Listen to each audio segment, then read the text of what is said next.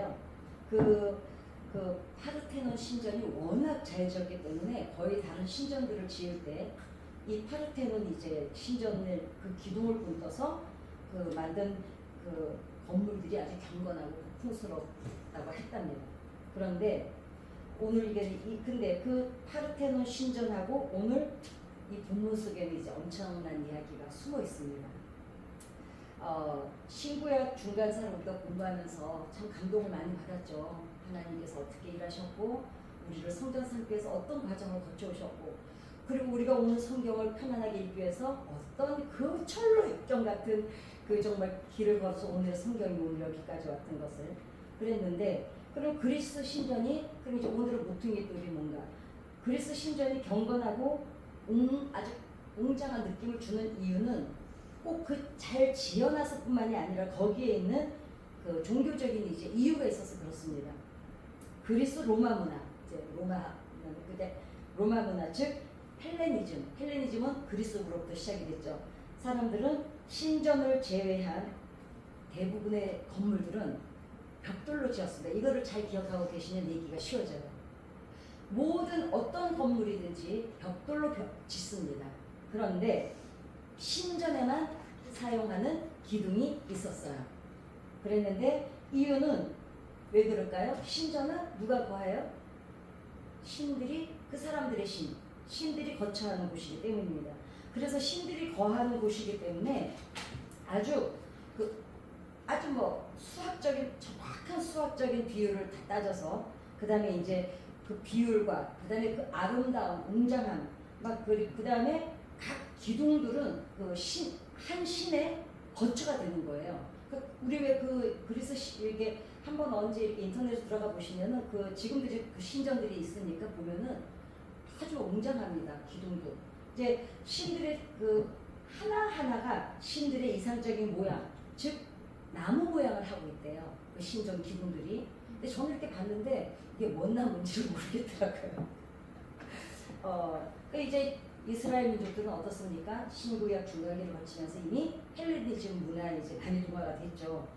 신구약 중간사의 흐름은 우리가 잘 알죠? 이제 거의 다 외웠죠. 바벨론, 페르시아, 그리스의 알렉산더, 그 다음에 프톨레미 왕조, 셀레우코스 왕조, 그 다음에 하스몬 왕조, 그리고 로마의 지배. 여기까지가 이제 신구약 중간기가 딱 요 안에 들어가 있습니다.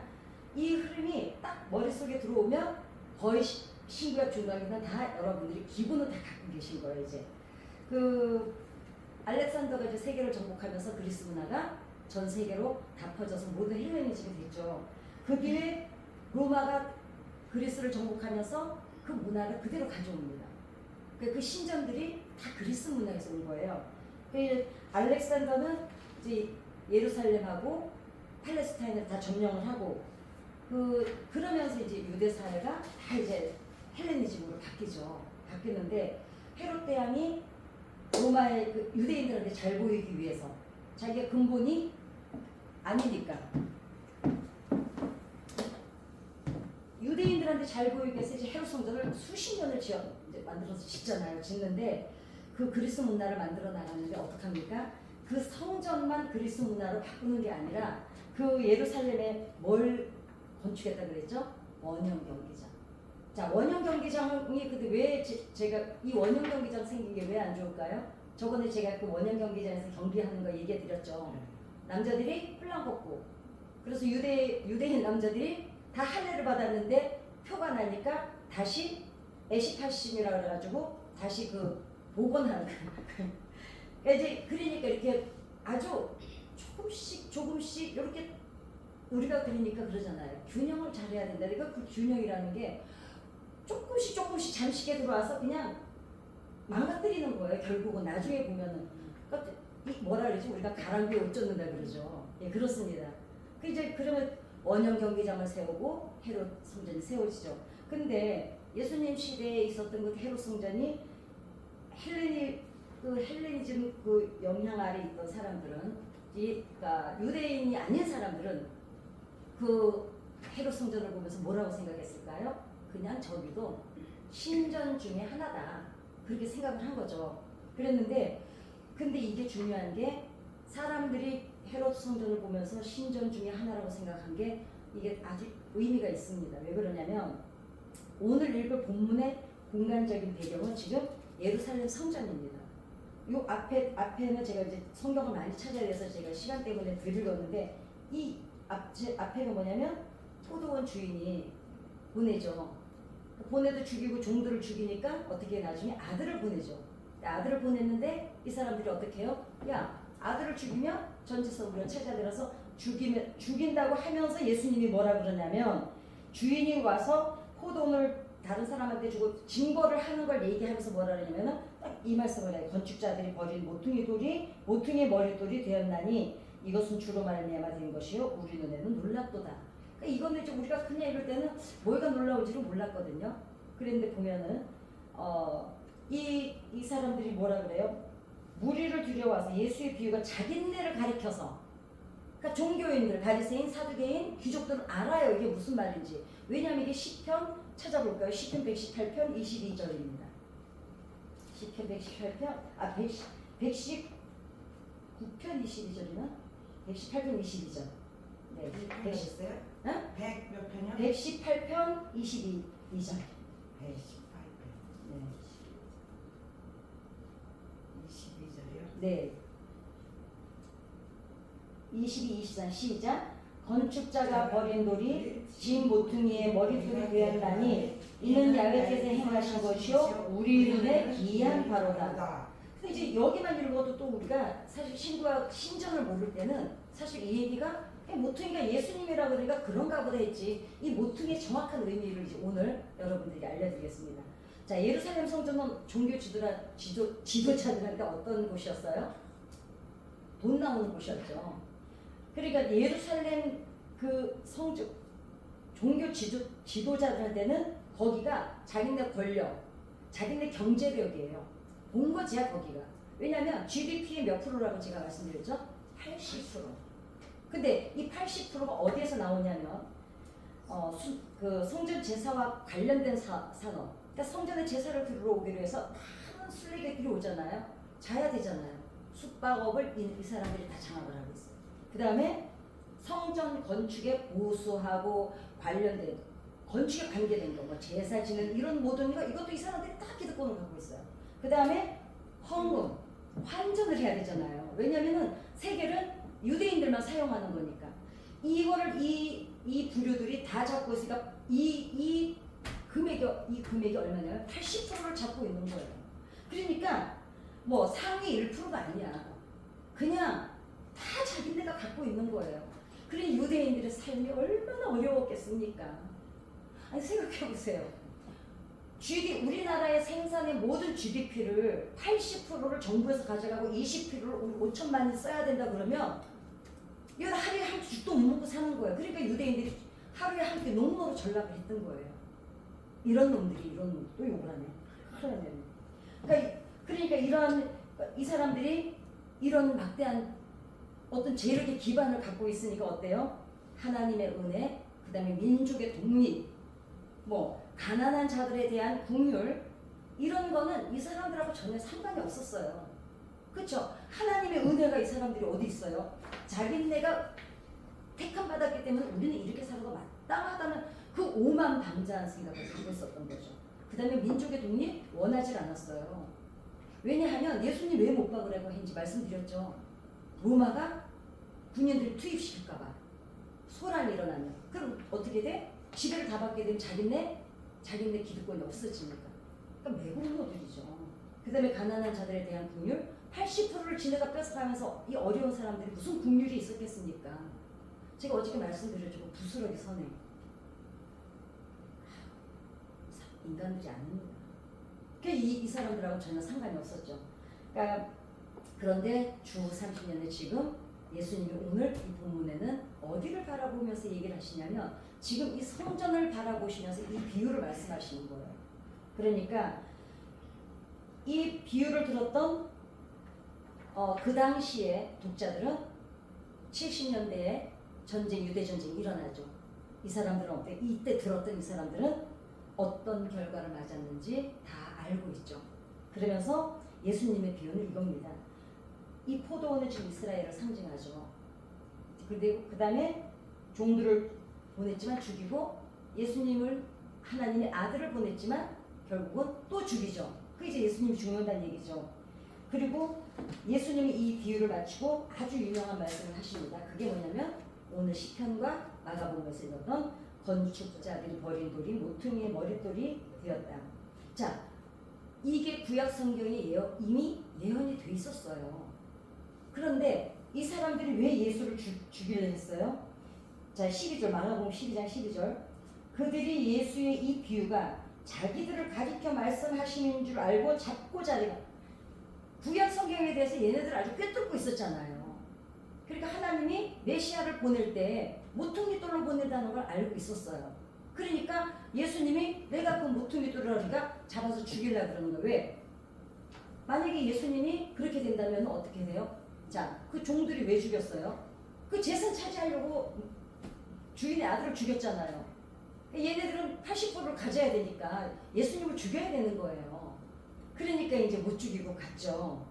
이 말씀을 듣고 예수님 못 죽이고 물러가죠. 그러면 이제부터 주 70 예루살렘 그 전쟁 때 그 예루살렘 정말 포위망을 쫙 뚫고 이제 티투스 장군이 그 성전을 탈환을 하죠. 그리고 어떻게 합니까? 성전에 불을 질러요. 왜 질렀냐면 이게 난 이거 하면서 진짜 나는 이 중간사면서 마음이 얼마나 아픈지 몰라요.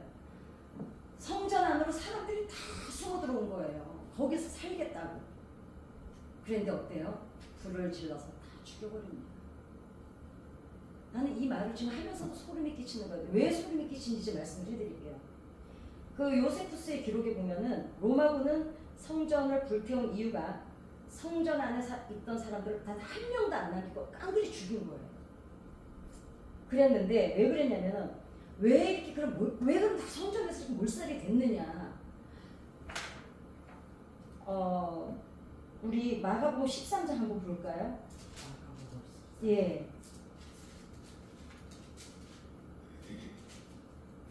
우리가 지금 12장 그리고 13장에도 또 있어요. 근데 이게 길어서 앞에만 읽으십시오. 2절까지만 시작. 예수께서 성전에서 나가실 때에 제자 중 하나가 이르되 선생님이여 보소서 이 돌들이 어떠하며 이 건물들이 어떠하니까 예수께서 이르시되 내가 이 큰 건물들을 보느냐 돌 하나 위에 돌 위에 남지 않고 다 무너뜨리라 하시니라. 자, 이 밑에 거는요. 우리는 지금 그 전에는 여기를 말세 때 우리의 말세 때인데 이때는 아니에요. 이게 지금 이 밑에 쭉 한번 오늘 꼭 가셔서 다 하시는 말씀이지만 또 한번 읽어보세요. 왜냐하면 이 내용이 지금 예루살렘 성전을 향해서 하신 말씀이거든요. 유대 전쟁을 향해서. 그러니까 요한계시록 끝에 오는 말세가 아니고요. 예루살렘 성전에서 일어날 일을 말씀하신 게 13장이에요. 그런데 봐요. 그 이때 여기 보면은 6절에 한번 이제 5절부터 그래 쭉 읽어봅시다. 예수께서 이르시되 너희가 사람의 미혹을 받지 않도록 주의하라. 많은 사람이 내 이름으로 와서 이르되 내가 그라하여 많은 사람을 미혹하리라. 난리와 난리의 소문을 들을 때에 두려워하지 말라. 이런 일이 있어야 하되 아직 끝은 아니니라. 민족이 민족을 나라가 나라를 대적하여 일어나겠고 곳곳에 지진이 있으며 기근이 있으리니 이는 재난의 시작이니라.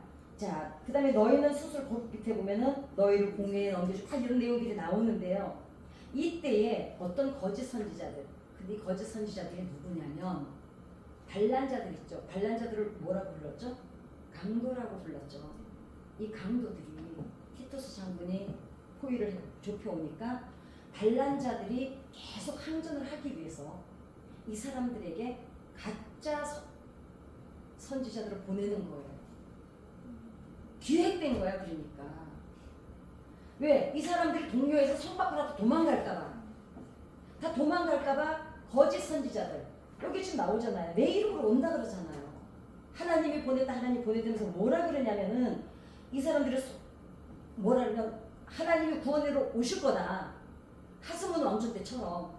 그러니까 다 성 밖으로 나가지 마라. 나가야 사는데. 왜냐하면 예수님이 분명히 그랬거든요. 어디에 나오냐면 자 14절 한번 보실까요? 13장. 자 멸망에 가증한 것이 서지 못할 곳에 선 것을 보거든 그때 유대에 있는 자들은 산으로 도망가고 지붕에 있는 자는 내려가지 말고 집안에 뭘 가지도 말고 아무데도 가지 말고 어떻게 하라 그래요? 도망가라 그랬어요. 도망가라고.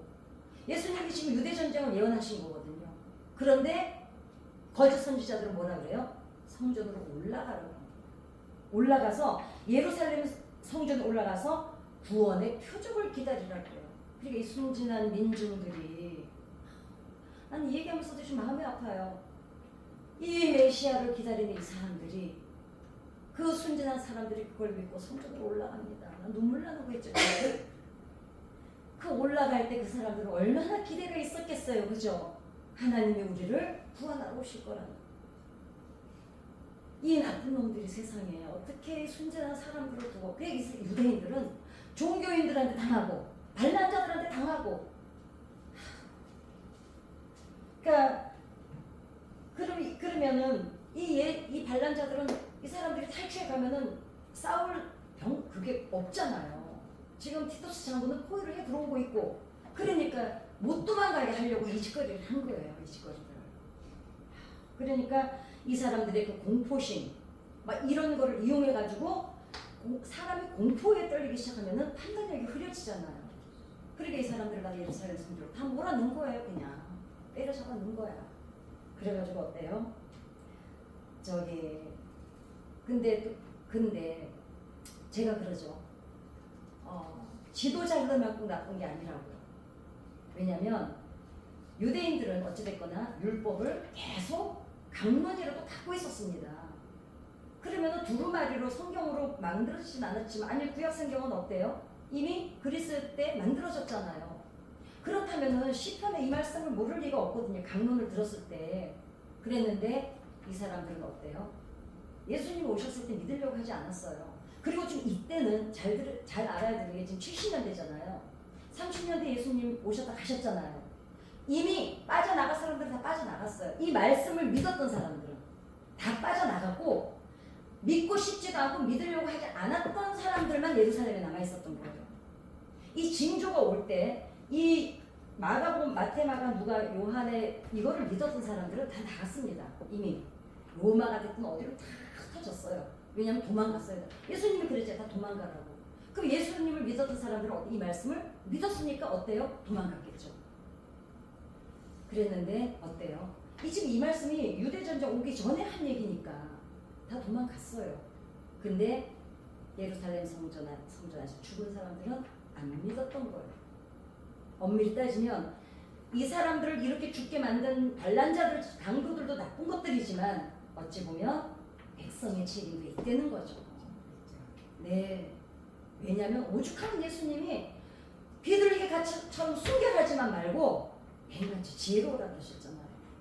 그래서 어찌됐거나 마가복음 13장에서 상세히, 지금 너무너무 자세히 이 말씀을 들었으면 믿기만 했어도 사는데, 그 비참하게 안 죽어도 되는데, 그 거짓 선지자들 유혹에 빠져서 예루살렘 성전에 한 명도 못 나온 거예요. 그래서 전쟁의 진주가 보이거든 숨어 있지 말고 얼른 도망가라, 얼른 도망가라 얘들아. 그렇게 막 아주 간절히 말씀하셨는데, 주여 진짜. 그럼에도 유대 종교자들은 이런 절박한 사람들한테 거짓 예언을 해서 거짓 예언자들을 동원을 해가지고 어떻게 해요? 무참하게 멸망의 불구덩 소리를 집어넣어서 성전이 불탈 때 다 죽어버렸잖아요. 예수님은 건축자들이 버린 돈이 모퉁이 돌이 되었다는 구약 성경의 내용을 인용하셨는데, 그럼 이 모퉁이돌의 이 내용은 뭘까? 이 내용은 사실 모퉁이돌, 그냥 모퉁이돌인가 보다 이랬지, 이 모퉁이돌에 숨겨진 비밀이 있습니다. 그런데 수수께끼는 아니었어요. 왜냐? 이미 시편에 기록이 돼 있고 계속 예수님이 지금 12장부터 13장부터 말씀하고 계시잖아요. 근데 종교 지도자들은 어때요? 알아들었잖아요. 무슨 말인지. 왜? 신전이 어떻게 세워지는지 원리를 아니까. 자, 그럼 이제 그거를 말씀드릴게요. 근데 그럼 이 종교 지도자들도 죽었거든요. 그때 성전에서 같이. 예수님 말씀을 안 믿는 사람은 다 예루살렘에 있었어요. 잘 죽었어, 그것들은. 그것들은 잘 죽었어요. 왜냐면 얘네들은 믿고 싶지 않아. 종교 지도자들이요. 바리새인 사두개인 종교 지도자들, 사내들인 귀족들 배운 사람들이에요. 그럼 구약 성경을 읽기만 한 거야. 뭐라 그래요? 그럼 믿지는 않았던 거죠. 믿지 않은 거죠. 결말이에요. 그런데 이 사람들이 뭐예요? 왜 안 들었을까요? 기득권 때문에, 그놈의 돈 때문에. 그래서 예수님은 거짓 종교인들은 가득한 성전과 유대 땅에서 진리를 말씀하실 때 막연하게 말씀을 하면서 나를 믿기만 해라 이러질 않으셨다는 거예요. 구약 성경에 예언된 것들을 다 끌어다가 말씀하셨다는 거예요. 이게 나다. 그러니까 내 말 좀 믿어라. 막 예수님이 한탄을 하시잖아요. 구약의 말씀을, 구약이 뭐예요? 메시아를 보내실 신약을 예언하신 거잖아요. 그랬는데 사람들은 예수님을 믿을 수 없는 존재가 아니라 믿고 싶지 않았던 거예요. 종교인들은 왜 그래요? 자기네 기득권을 내놓지 않고 해서. 그 다음에 민중들은 어때요? 이 사람들도 어찌 보면 듣기는 들었어요. 왜냐면 쫙 산에서 따라다녔잖아요. 그리고 소문대로 몰랐겠어요? 아니 한 5천 명을 먹이고도 남았잖아요. 그죠? 그럼 5천 명이 나가서 두 사람한테만 얘기해도 몇 명이야? 15,000명 아니에요? 계산이 말라. 나 계산 나와 안 돼. 그러니까 지금 본문의 무대는 지금 예루살렘 성전입니다. 그런데 수십 년간 지금 헤롯 성전이 40여 년인가 뭐 건축을 했습니다. 그러니까 그 당시에 제국의 다른 나라들의 그 제국의 신전 못지않게 아주 헤롯 성전을 어마어마하게 지었습니다. 이 시대에 1,800명의 노동꾼들이 그 몇십 년을 일을 했대요. 뭐 한두 해 일을 한 게 아니잖아요. 몇십 년을 1,800명이 매달려서 몇십 년을 지은 성전이에요. 그런데 얼마나 잘 지었겠어요. 잘 지었는데 그 예루살렘에 예수님이 오셨을 때 그 기득권을 가진 사람들, 그 종교인들이 추종하는 그 무리들로 인해서 예수님이 어떻게 됩니까? 이제 십자가에서 버린 돌이 되셨죠. 예수님이 근데 어떤 돌이세요? 자, 모퉁이 돌이 뭔지를 알면은 저는 오늘 체크하면서 또 가슴이 뭉클해. 난 맨날 가슴이 뭉클해. 건축자들이 선택한 돌기둥으로 지어진 이 성전은 마가복음을 읽었던 독자들의 눈에는 유대 전쟁으로 인해서 불타서 폐허가 된 잔해더미로 변해 있었다. 그 성전이 다 불타서 모퉁이 돌 하나 남지 않고 또 어땠습니까? 금 다 뺏겨갔죠. 기둥들은 또 좀 남아있는 기둥들 다 옮겨갔죠. 그랬는데 건축자들이 버린 돌이 모퉁이의 머릿돌이 되었다는 말을 기억해 본다면 모퉁이에 있는 모퉁이의 돌은 뭐냐는 거죠. 그게 뭐냐면 모퉁이 돌은 이 그러니까 신전 기둥이 어마어마하거든요. 그리고 나무 모양으로 되어 있는데 이 신전 하나하나가 한 신을 형상을 하는 거잖아요. 이 기둥을 받치는 게 모퉁이 돌인 거예요. 그럼 제가 아까 말씀드렸죠. 일반 건물들을 어떻게 짓는다고요? 벽돌로만 지어요. 벽으로 만들어요. 어떤 경우도 신전이 아니고는 신전은 틀림없이 모퉁이 돌 위에 기둥을 세워야 신전이래요. 저는 이걸 사실 저도요. 신학교에서도 안 배웠어요. 이번에 알았어요. 이번에. 그 모퉁이 돌의 의미를 제대로 몰랐던 거죠. 그러니까 예수님이 모퉁이 돌이면 그 위에 세워지는 건 뭘까요? 신이잖아요. 자, 그게 중요해요. 똑같은 건물이라도 벽으로 둘러싸이면 일반 건축물이지만 모퉁이 돌이가 이게 있어요. 모퉁이 돌이 제일 중요해요. 기둥도 아니야. 모퉁이 돌이 받치고 있어야지만 그게 신전이 된다는 거예요. 그래서 모퉁이 돌은 그 신전을 떠받드는 기둥인데 사도 바울도 이걸 너무나 잘 알고 있었죠. 사도 바울은 더 잘 알죠. 왜냐하면 사도 바울은 배운 사람이었잖아요. 그리고 그 당시 신전들이 어마어마하게 많았는데 별신이 다 있었잖아요. 그 신전들이 어떻게 지어진 걸 다 알잖아요. 일반 건물하고 신전은 분명히 다르니까. 그러니까 모퉁이 돌이 있냐 없냐에 따라서 어때요? 신전이냐 아니냐가 이제 판가름 난 거예요. 자, 그렇다면은 파르테논 신전이 가장 아무튼 그 제일 대표적인 신전이에요. 에베소에 있는. 그랬는데 근데 파르테논 신전보다 에베소에는 4배나 더 큰 아르테미스 신전이 있었던 그 신전이 에베소에 있었대요. 그래가지고 사도 바울이 그 에베소에 보면 아르테미스의 뭐 사람 드라마 이렇게 하는 대응, 그 다음번에 그 얘기 드릴게요. 이렇게 말하고 있습니다. 예수님은 건축자들에 의해서 버린 돌이 되셨지만, 이건 사도 바울의 얘기예요. 이제 예수님은 친히 기둥이 되시고 하나님이 거하시는 신전이 되셨는데 그곳이 어디인가? 이게 감동인 거예요. 바로 예수 그리스도를 믿는 우리 한 사람 한 사람 개개인이라고 사도 바울이 얘기하고 있는 거예요. 자, 그래서 에베소를 한번 찾아보십시다. 에베소 2장 20절 22절 이건 꼭 찾아봐야 돼요. 에베소서 2장 20절 22절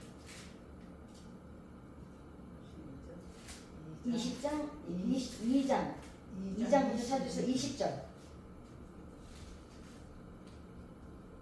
자, 시작. 너희는 사도들과 선지자들의 터 위에 세우심을 입은 자라.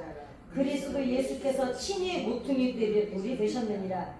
그의 안에서 건물마다 서로 연결하여 주 안에서 성전이 되어가고 너희도 성령 안에서 하나님이 거하실 처소가 되기 위하여 그리스도 예수 안에서 함께 지어져 가느니라.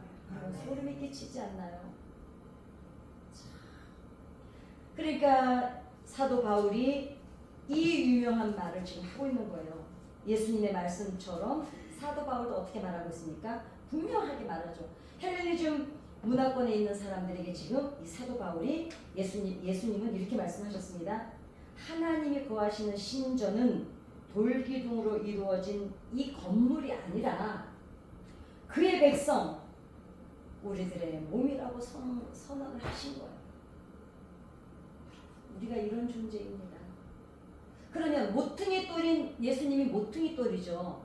다시 정리를 한다면 예수님이 모퉁이 돌이시고 우리는 그 모퉁이 돌을 믿는 백성들이죠. 우리가 그 모퉁이 돌 위에 세워진 거예요. 그러니까 우리가 신전이 된 거예요. 이런 어마어마한 사건이 이 모퉁이 돌 비밀 안에 있었던 거죠. 우리 존재가 여러분 이런 존재입니다. 모퉁이 또 예수님이세요? 네. 그것한테 나는 몰랐지. 그럼 우리는 그냥 모퉁 아니 저도 신학교에서 안 배웠다니까요. 저 이번에 알았어요, 저도요. 이렇게 깊은 의미는 그러니까 신전까지 제가 다 들어가서 봤거든요. 그러니까 정말 모퉁이 돌이 있고 기둥이 쫙 올라가 있더라고요. 그러니까 봐요. 이제부터 정리. 모퉁이 돌은 누구? 예수님. 예수님을 믿으면 우리가 어디에 세워진다고요? 성전에. 모퉁이 돌 위에 우리가 기둥으로 세워지는 거예요. 기둥으로. 왜냐면 아까 얘기했잖아요. 신전은 기둥 하나하나가 신들이 거하는 곳이라고. 그러니까 모퉁이 돌 그 신전이 지어지는데 신전이 아주 대단한데 모퉁이 돌에 기둥이 많더라고요. 그 신전을 봤더니 그 기둥 하나하나가 다 신들이 거하는 상징인 거예요. 그런데 예수님이 모퉁이 돌이 되시고 그 기둥이 상징인데 우리가 그 모퉁이 돌 위에 세워졌다는 거죠. 그 우리가 누구예요? 신이 거하시는 신전이 되는 거예요. 아니 모퉁이 돌을 볼 때는 뭔가 했지 나. 그러니까요. 저도 그랬어요. 저도요. 그러게 하나님이 거하시는 신전은 돌기둥으로 지어진 그 건물이 아니라 모퉁이 돌 위에 그의 백성 우리들의 몸이라고 선언하신 게 예수님이신 거예요. 그러니까 이 귀족들이나 바리새인들 이들이 알아들었던 거예요. 예수님이 내가 모퉁이 돌이다. 내 위에 너희들을 세울 거라는 걸 알아들었어요. 근데 알아듣는 거하고 믿는 거하고는 완전히 다르죠.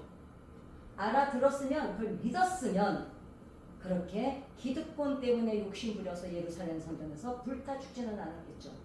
왜냐 안 믿은 사람들은 성전에 그대로 있었어요. 예루살렘 안에 다 불타 죽은 거예요. 그게 여러분 예수님이 지금 권사님, 집사님 우리를 향해서 선언하신 거예요. 너희들이 누구라고요? 성전이다. 너무 감사하잖아요. 늘 신전 기둥을 그 사람들이 그 신전을 지나갈 때마다 너무 웅장하니까 신들이 막 다 임재해 있는 걸로 느꼈던 그 헬레니즘 문화권의 사람들에게 너희가 바로 하나님이 거하시는 신전이다. 내가 너희 속에 너희가 세워진 그 신전 기둥의 밑에 내가 바로 신전의 모퉁이 돌이 되었다고 예수님이 선언하신 거예요. 너무 가슴 벅차지 않나요? 초대교회에 그럼 예루살렘 유대 전쟁이 나서 이 사람들이 다 도망을 가죠. 그리고 얼마나 많은 핍박과 어려움이 있었습니까? 초대교회 사람들이 뭘로 견뎠어요? 내가 신전이라는 예수님이 내가 예수를 믿기만 하면 예수님이 나의 모퉁이가 되시고 나는 그 위에 세워진 하나님의 성전이 된다는 그것 때문에 그 핍박과 고난과 그 박해를 다 견딜 수가 있었던 거예요. 왜? 자존감이 아이들도 사람들이 그러잖아요. 자존감이 높은 사람들은 자기가 너무너무 소중해요. 그래서 자기를 함부로 범죄에 내어놓지 않습니다. 이 사람들은 타협을 안 할 수 있었던 게 뭐였을까요? 자기 존재가 얼마나 고귀한 존재인지를 알고 있으니까 아무리 고난이 와도 타협을 안 했던 거예요. 현실하고 믿음을 지킬 수 있었던 그 힘이 뭐였을까요? 내가 누구인지 정체성이 확고했던 거예요.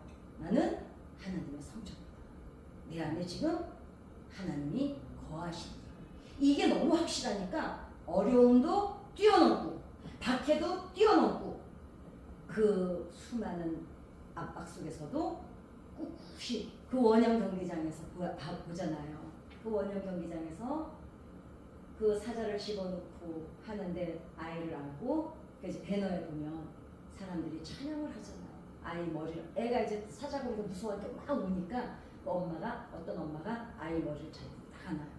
그러면서 찬양을 부르는데 사자들이 막 누구 막 끌고 그런데 그 사람들이 찬양을 안 멈춰.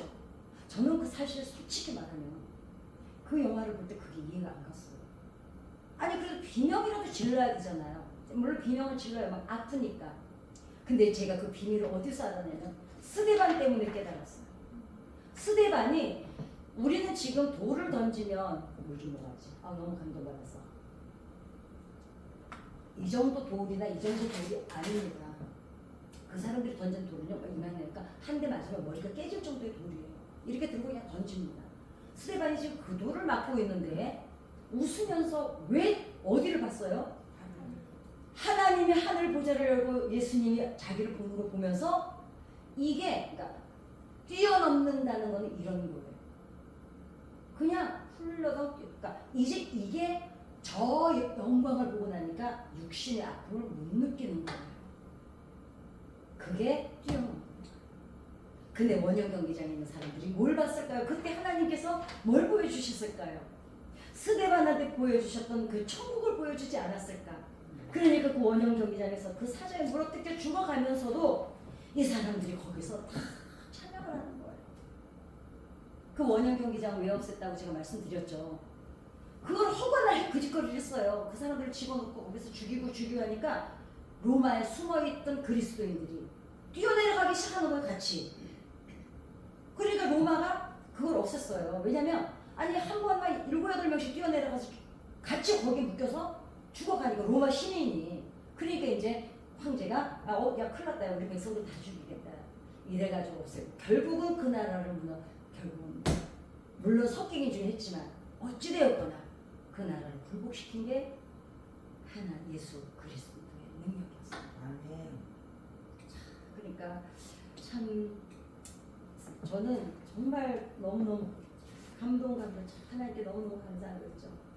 여러분들이 너무 존귀한 분들입니다. 아멘. 우리가 이렇게 존귀한 사람들입니다.